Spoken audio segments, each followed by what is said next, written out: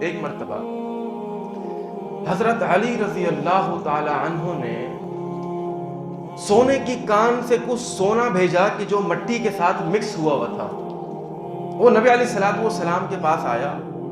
آپ نے اس سونے کو 4 غیر مسلموں میں تقسیم کر دیا. 4 غیر مسلموں میں تقسیم کر دیا.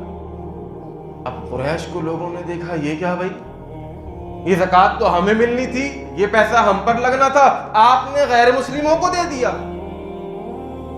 تو نبی علیہ الصلوۃ والسلام نے ایک جملہ ارشاد فرمایا.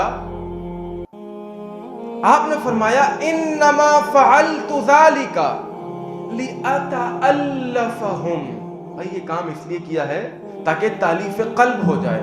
ہو سکتا ہے کہ میرا یہ خیال کرنا ان کے دل میں گھر کر جائے، اور دل میں جب گھر ہو جائے گا تو بڑی آسانی سے ہم ان کو دین کی طرف لا سکتے ہیں.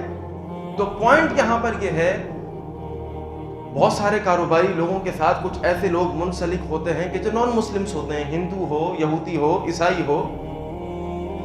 اب اگر وہ آپ کے ساتھ کام کر رہا ہے، وہ غریب ہے، وہ ضرورت مند بھی ہے، تو آپ تالیف قلب کے لیے اعلیٰ اخلاق کا مظاہرہ کرتے ہوئے زکوٰۃ میں سے کچھ حصہ اس کو دے دیں.